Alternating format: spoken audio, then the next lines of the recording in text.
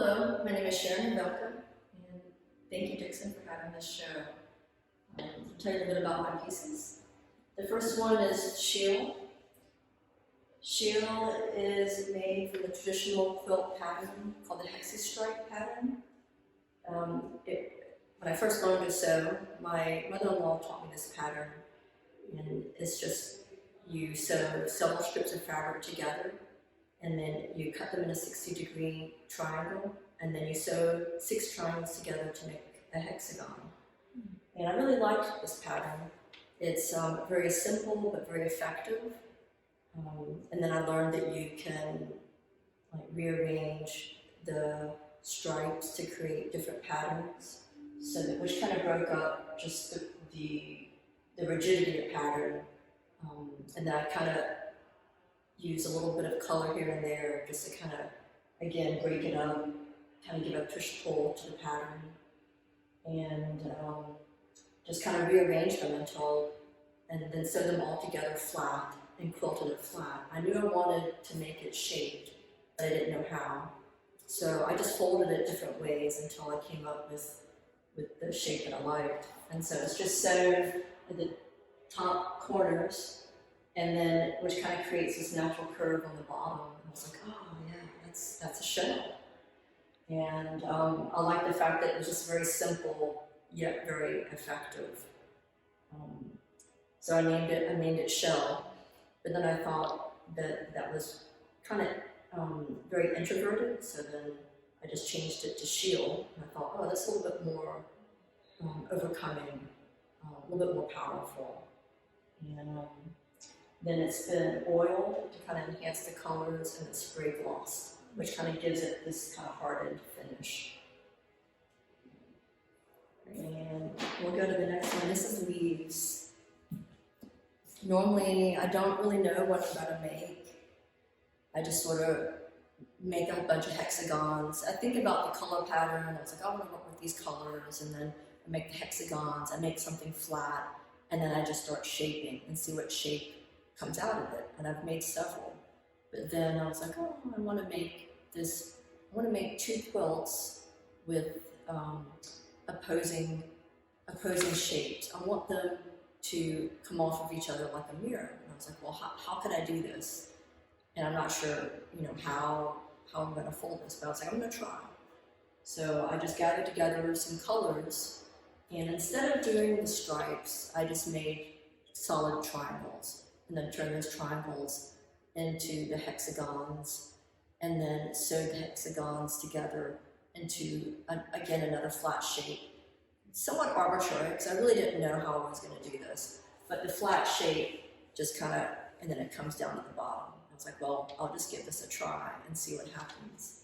And then I made a second quilt. The quilt underneath is just made out of white fabric, and it's a linen, and it's the same shape. So I have 2 of them, and then I just started to fold them together until I could figure out a way to make them kind of come off of each other. So the bottom quilt is just sewn at the bottom. It actually is sewn, so it kind of juts out into like a mountain fold. But then the top is actually a flat quilt, but it's hung on the back quilt, gathered here and here, and then this creates its own natural inverted fold. And so at the bottom, the 2 kind of play off of each other. And I ended up calling it leaves. There's this, I was really into this idea of ghost images, because you're so into pattern in a quilt, but what if the pattern left and just left its ghost image? And so that's what this is. The white behind is the ghost image. The top is the top layer of a quilt is leaving. And so what leaves and what is left behind? So it's about things that come and go from your life, things that leave, what ghost image or what memory is left. And it's a play on the idea of a quilt. Quilts are made up of layers. It's 3 layers, the top, the back, and the batting, and then essentially they're quilted together. And that's what the definition of quilt. So it's just also the play on these layers of quilts. So I like to keep the tradition of quilt, but kind of think of it in a different way. And I like the fact, coincidentally, I kind of used autumn colors, which kind of reminds you of leaves in the autumn. So I was like, oh, well, that fits. I'll call it leaves. This piece is called Hairy Tofu. So I've been thinking about the preservation of art, and some people are concerned about the preservation of art. Will art last forever? But another idea of preservation is fermentation. You know, whenever you want to preserve food, you ferment it. So I was really into the fermentation of food, like making kimchi and pickles and these things. And I was like, oh, you know, what if you were just to ferment art?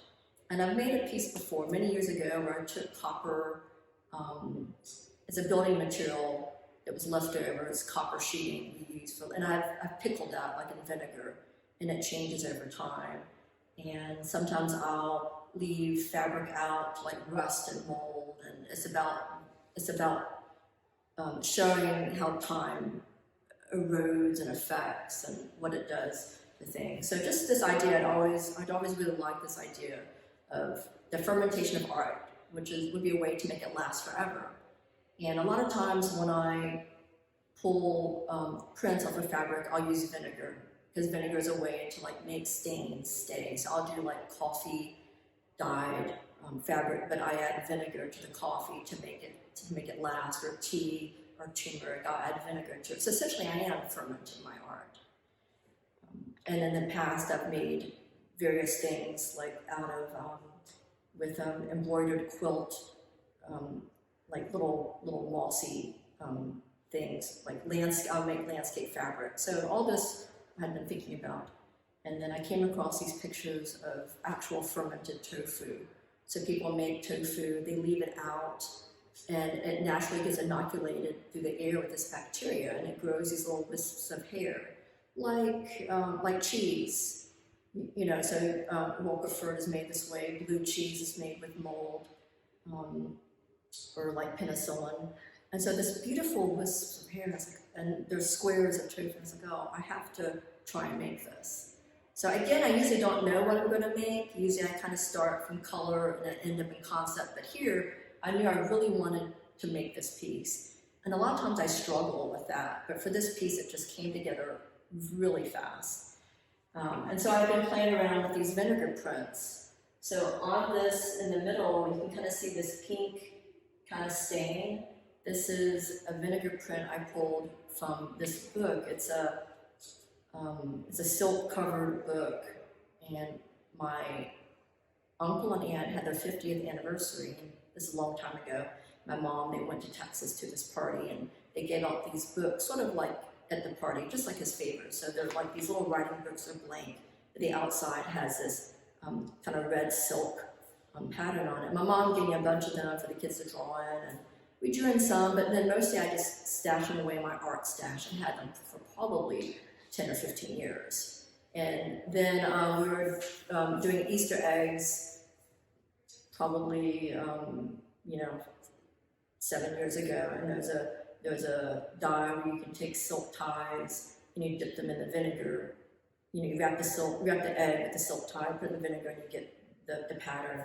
It's like, oh, I'm gonna try that with this. These are silk. So I just put some material on top, sprayed it with vinegar, and then took an iron. And the image comes up through the fabric. So technically it's not a print because it's not the side of the fabric touching the silk, it's the other side touching the iron. It's coming through the fabric. And it pulled up a really nice print of it. And I used different fabrics, but the one that worked the best was linen because it's got probably a high thread count. So I had two images that I really liked for probably quite a few months, not knowing what to do with them. See, I don't want to cut them up, I only have two. But then when I thought of this project, I was like, well, I'm going to definitely use one of these for this. So I took it and I quilt embroidered sort of a little bit of a landscape. It's got bits of green leaves and a little bit more red and orange and pink colors, trying to create this sort of micro landscape within the printed image. And then I took the ratio of a carton of tofu, like the standard carton you buy at the store, And so I took the same ratio from the size of this surface area to the height of it, and then the back of it is slightly smaller, just like a carton of tofu.